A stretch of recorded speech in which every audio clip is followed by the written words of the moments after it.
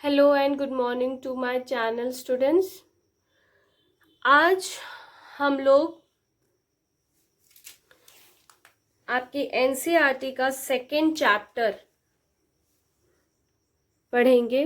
वो है theory base of accounting. उसमें सबसे पहली चीज़ हम लोग पढ़ेंगे अकाउंटिंग प्रिंसिपल्स। अब अकाउंटिंग प्रिंसिपल्स क्या होता है? अब अकाउंटिंग प्रिंसिपल्स एक सिंपल वे में बोला जाए तो वो प्रिंसिपल जिसके हिसाब से हम अकाउंटिंग करेंगे। ठीक है, अपन सिंपल सी डेफिनेशन हम लोग इसकी ले लें तो ये होती है रूल्स या कंसेप्ट या नॉर्म्स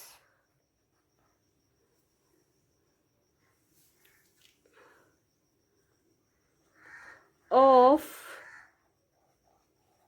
accounting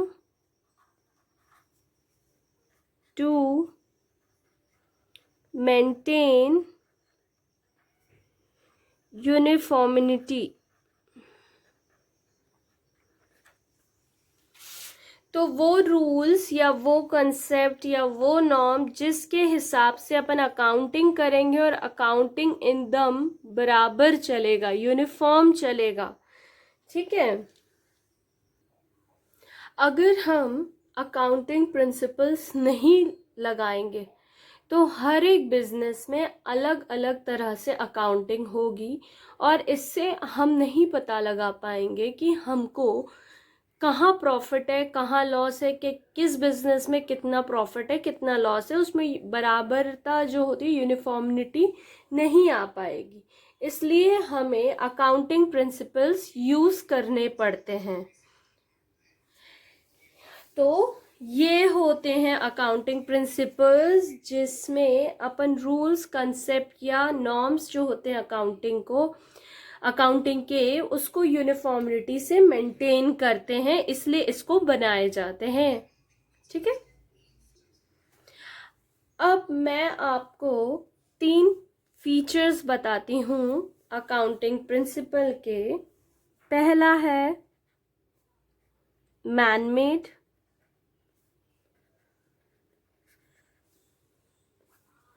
दूसरा है फ्लेक्सिबिलिटी या फ्लेक्सिबल, और तीसरा है जनरली एक्सेप्टेड। अब जितने भी अकाउंटिंग प्रिंसिपल्स होते हैं वो होते हैं मैन मेड, ये हमने बनाया है। ओके, और जो दूसरी चीज़ है फ्लेक्सिबल। जितने भी प्रिंसिपल्स हमने बनाए हैं वो फ्लेक्सिबल है, रिजिड नहीं है। ठीक है, अपने हिसाब से हम इसे चेंज करते रहते हैं। अब तीसरा फीचर है जनरली एक्सेप्टेड। अब इसका मतलब होता है, अब इस प्रिंसिपल का मतलब होता है कि वर्ल्ड वाइड ये प्रिंसिपल्स हर कोई लागू करता है।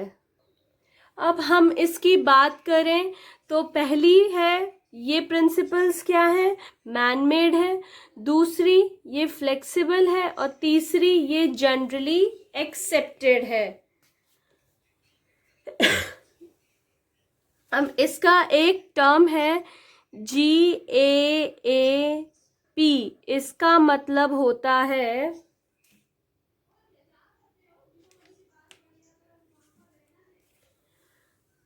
जनरली एक्सेप्टेड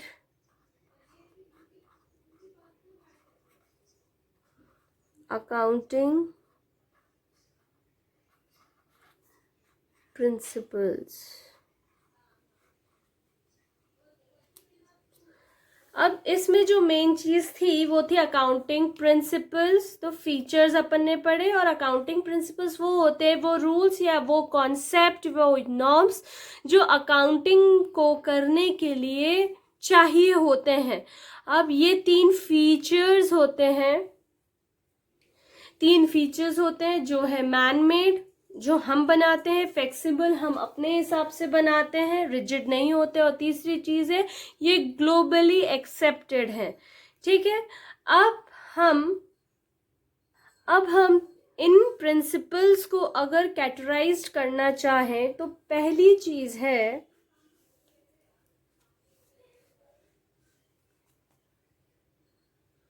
कंसेप्ट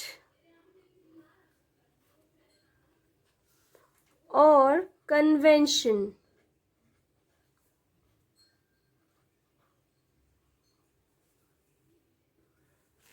अब ये दो चीज में हम लोगों ने कंसेप्ट और कन्वेंशंस को कैटेगराइज कर दिया। अब कन्वेंशंस क्या होती हैं? कन्वेंशंस या कंसेप्ट क्या होते हैं? कंसेप्ट होते हैं जो भी नेसेसरी एजम्पशंस अपन लेते हैं या रूल्स लेते हैं, बेसिक जो थ्योरीज होती हैं, फंडामेंटल जो होते हैं अकाउंटिंग प्रैक्टिस करने के। ठीक है, और जो कन्वेंशंस होते हैं ये कस्टम्स या ट्रेडिशनल होते हैं, ये पुराने होते हैं। अब मैं इसकी डेफिनेशन लिख देती हूँ तो आपको और इजी वे में ये समझ में आ जाएगा। The necessary assumptions, rules and basic theoretical ideas which are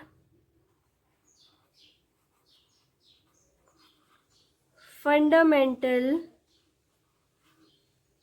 to accounting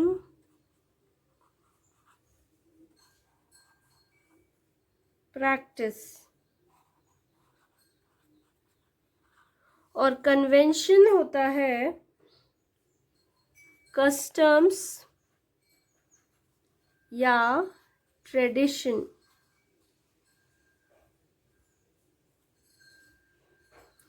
as a guide. मेरी राइटिंग थोड़ी गंदी हो गई है, sorry for that. To the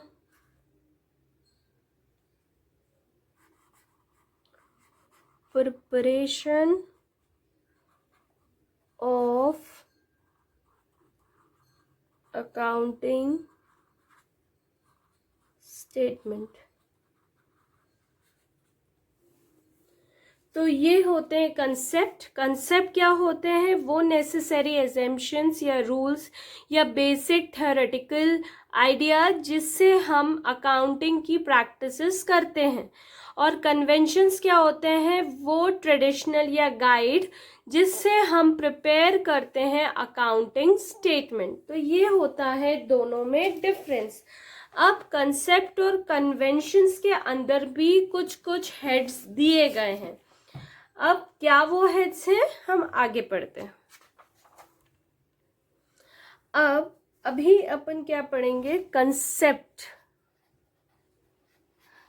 concept मतलब एजम्पशंस। ठीक है, ये याद रखिएगा। अब एजम्पशंस क्या होते हैं? सिर्फ 3 टाइप्स के होते हैं। वो होते हैं, पहला गोइंग कंसर्न, सेकेंड कंसिस्टेंसी,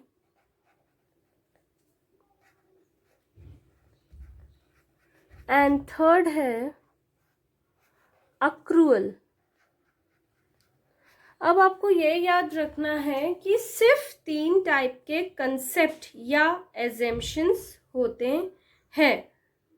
तो अब सिर्फ अपन ये अच्छे से पढ़ेंगे कंसेप्ट क्या होते हैं।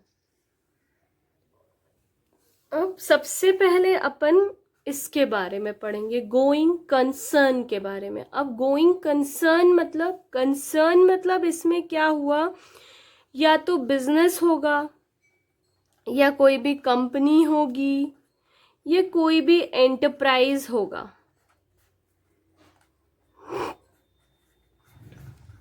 अब वो बिजनेस या वो कंपनी या वो एंटरप्राइज, गोइंग मतलब जो चलता जाए, ठीक। अब हम क्या पढ़ रहे हैं, गोइंग कंसर्न। मैंने आपको बताया गोइंग मतलब चलता रहता है, और वो बिजनेस या वो कंपनी या वो एंटरप्राइजेस। तो हम लोग क्या बोल सकते हैं इसको, फर्स्ट के बारे में इधर लिख रही हूं, that the business will have an indefinite life unless there is an evidence to the contrary.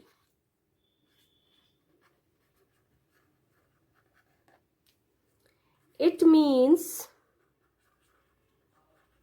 that business enterprise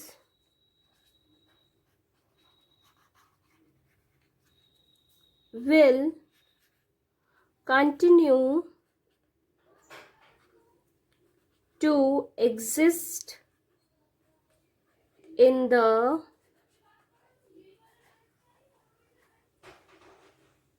foreseeable future. मतलब इसका ये है कि बिजनेस हम क्यों करते हैं, कि हम ये सोच के करते हैं बिजनेस कि बिजनेस चलता रहे, और इसको बंद करने का कोई भी ऐसा एविडेंस ना मिले। तो गोइंग कंसर्न कंसेप्ट मतलब यही होता है कि ये परमानेंटली चलते रहे, ये बंद ना हो। ओके। और कोई भी अकाउंटेंट ये कंसेप्ट समझ के बिजनेस में काम करता है कि वो बिजनेस चलता रहेगा, बंद नहीं होगा नियर फ्यूचर में। अब ये जो कंसेप्ट है, इस कंसेप्ट के हिसाब से ही हम एक जो फिक्स्ड एसेट होता है करंट एसेट में डिफरेंशिएट कर पाते हैं। तो हम यहां लिख दें,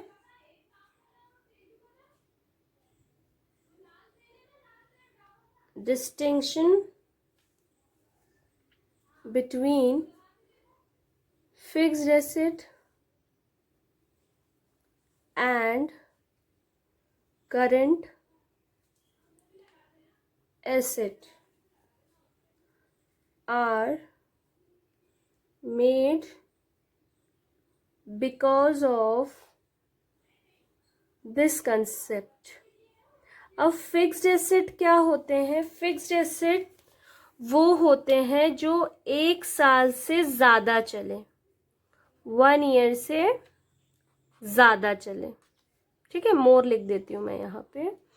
और करेंट एसेट होते हैं क्या, करेंट एसेट जो 1 साल से कम चले, ठीक है। तो इस कंसेप्ट के कारण हम पता लगा लेते हैं कि कौन सा एसेट हमारा 1 साल से ज़्यादा चलेगा या कौन सा एसेट हमारा 1 साल से कम चलेगा। ओके। अब दूसरा पॉइंट है कि ये जो अपन दूसरा जो डिस्टिंग्विश करते हैं, कैपिटल एक्सपेंडिचर और एंड रेवेन्यू एक्सपेंडिचर भी ये गोइंग कंसेप्ट के अंदर ही बनाया जाता है, इसलिए इनको अलग अलग पुट ऑन करते हैं। अब कैपिटल एक्सपेंडिचर मतलब कोई भी एसेट अपन परचेज करते हैं, और रेवेन्यू एक्सपेंडिचर मतलब कोई भी एसेट एक्सपायर हो जाता है, ठीक है। तो इसलिए हम लोग ये एक्सपेंडिचर में भी डिफरेंस करते हैं। जब पता होगा कि ये चीज़ कब परचेज होगी, कब एक्सपायर होगी, तो गोइंग कंसेप्ट के कारण ही हमको इसको डिफ्रेंशिएट करना रहता है। जैसे हमने पहले आपको बताया क्या कि फिक्स्ड एसेट और करेंट एसेट में क्या डिफरेंस होता है, इसी कंसेप्ट के कारण बताना पड़ता है। वैसे ही कैपिटल एक्सपेंडिचर और रेवेन्यू एक्सपेंडिचर का भी डिफरेंस बिटवीन इसी कंसेप्ट के दौरान किया जाता है। ओके, अब स्टूडेंट्स ये आपको समझ में आ गया होगा कि गोइंग कंसर्न कंसेप्ट क्या होता है, कि मतलब हमें ये बिजनेस नियर फ्यूचर में चलेगा, बंद होने के कोई आसार हम नहीं बताते। ठीक है, अब नेक्स्ट अपना कंसेप्ट है कंसिस्टेंसी कंसेप्ट। अब कंसिस्टेंसी कंसेप्ट मतलब क्या होता है? कंसिस्टेंसी नाम से ही आप बता सकते हैं कि ये एक जैसा हो। अपन केक बनाते हैं तो उसमें रेसिपी आती है ना, बोलते हैं कंसिस्टेंसी होनी चाहिए, मतलब एक जैसा हो। ठीक, अब कंसिस्टेंसी क्या होता है, इसका मतलब ये होता है जो अकाउंटिंग प्रिंसिपल्स हैं वो भी सेम लेंगे हम, मेथड भी जो कर रहे हैं स्टार्टिंग से वही मेथड सेम चलेगा, प्रैक्टिस जो चल रही है वो भी सेम चलेगा। जो भी अपन फाइनेंशियल स्टेटमेंट बना रहे हैं उस ईयर का, उस मेथड में, उस प्रिंसिपल में, उस कंसेप्ट में सेम ही चलेगा, अपन चेंज नहीं ला सकते। ये होगा मतलब should not be changed, change नहीं होगा ईयर टू ईयर या 1 ईयर टू अनदर, हम चेंज नहीं करेंगे। ओके, इसका हम डेफिनेशन लिख सकते हैं क्या?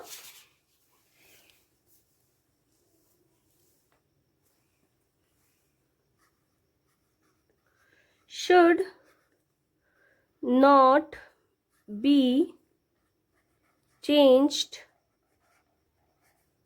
from year to year or 1 year to another। ठीक, जैसे कि हम लोग एक एग्जाम्पल ले लें, मान लीजिए मेथड ऑफ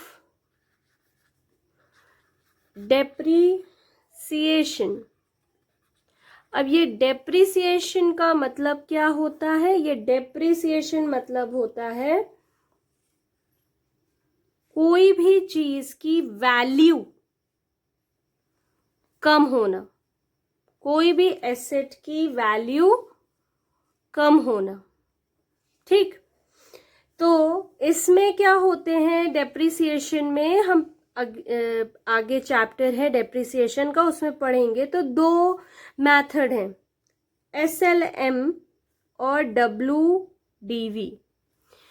तो मान लीजिए एक बंदे को हमारी उस एसेट की वैल्यू देखनी है, तो हमने एक ईयर ये वाला लिया मेथड और दूसरे ईयर ये वाली मेथड ले ली, तो क्या उस इन्वेस्टर को पता चलेगा कि इस वैल्यू की, इस एसेट की क्या वैल्यू है? नहीं पता चलेगा। तो हमें क्या करना पड़ेगा, हमें सिर्फ SLM मेथड से ही डेप्रिसिएशन उस एसेट की निकालनी पड़ेगी, तभी एक इन्वेस्टर अपने वैल्यू कर पाएगा एक एसेट की, तभी वो कंसिस्टेंसी निकाल पाएगा उस एसेट की।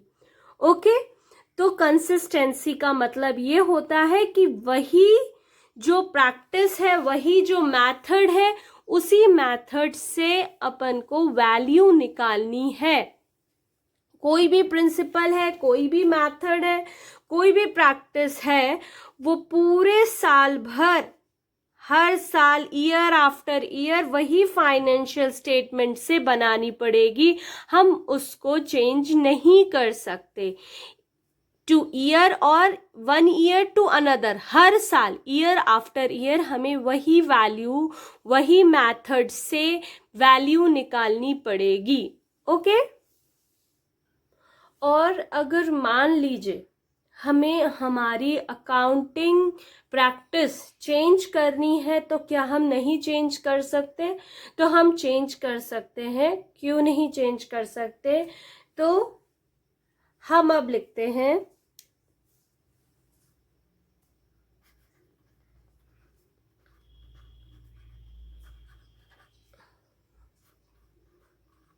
Practice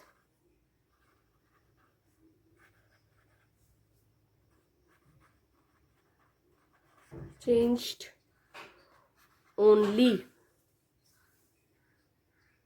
if law requires.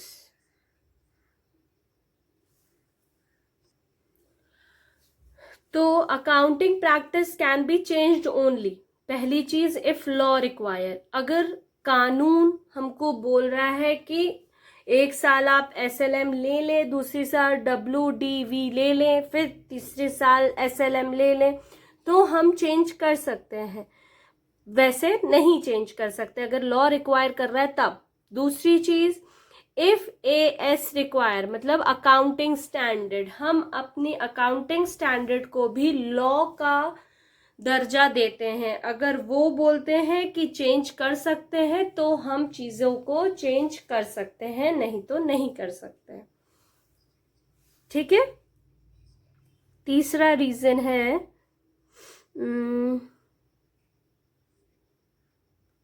for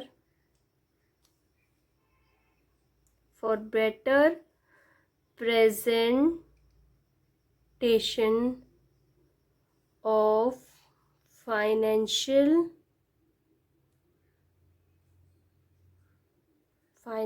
statement.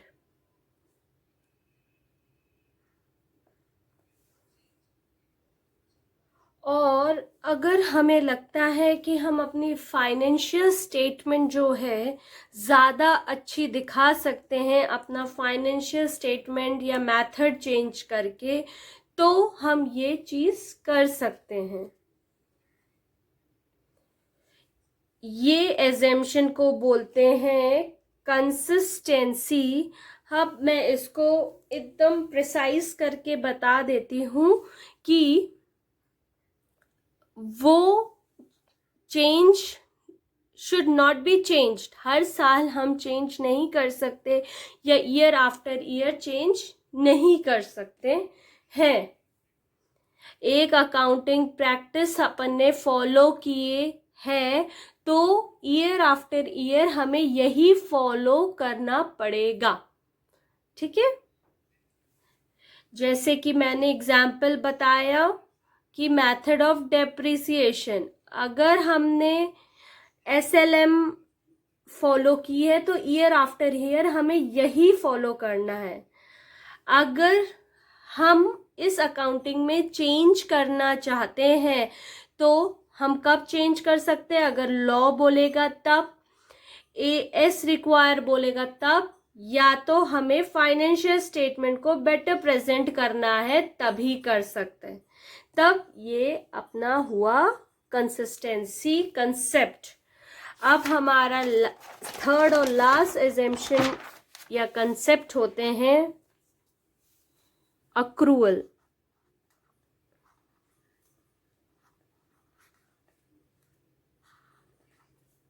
ये थर्ड। अब थर्ड टॉपिक हम पढ़ते हैं अक्रूअल। अब अक्रूअल का मतलब क्या होता है, पहले मैं आपको एक एग्जाम्पल बताती हूँ। ये अपना ईयर चल रहा है 2018 और यहाँ चल रहा है 2019। ठीक है, ये मार्च,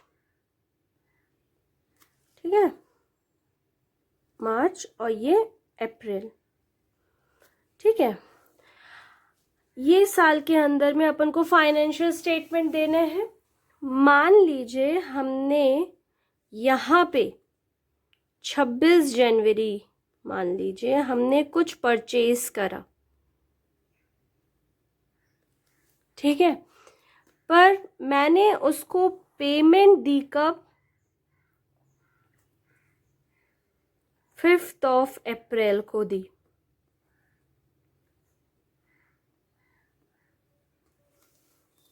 तो क्या हम इसको रिकॉर्ड अभी कर लेंगे या बाद में करेंगे?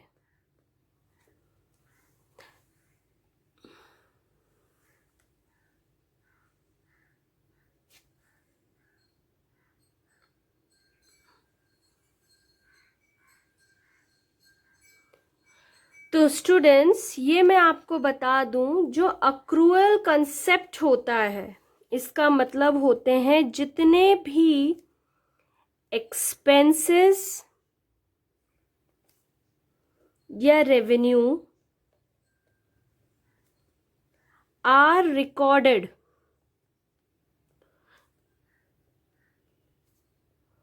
on the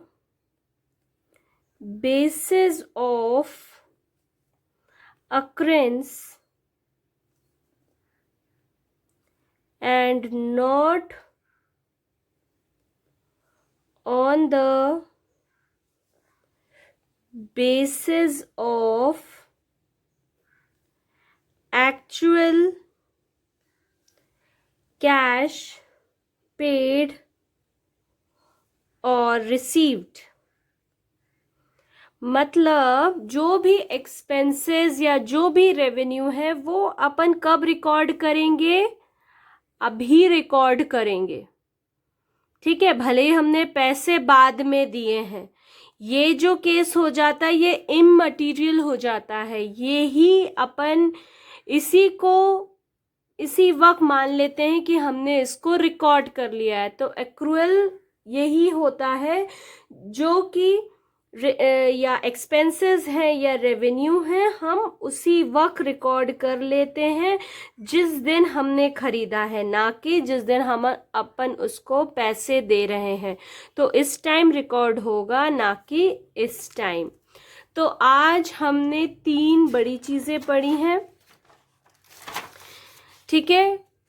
अकाउंटिंग प्रिंसिपल पढ़े, उसके कंसेप्ट और कन्वेंशंस पढ़े, कन्वेंशंस का मेन अभी हेडिंग पढ़ी, फिर कंसेप्ट पढ़े। कंसेप्ट क्या होते हैं? एजम्पशंस पढ़े, उसमें से 3 होते हैं। गोइंग कंसर्न होता है कि कितने समय तक अपना बिजनेस चलना ही चाहिए या चल रहा है, वो गोइंग मतलब चल ही रहा है, हम यही सोच के करते हैं कि हमारा बिजनेस कब तक चल रहा है।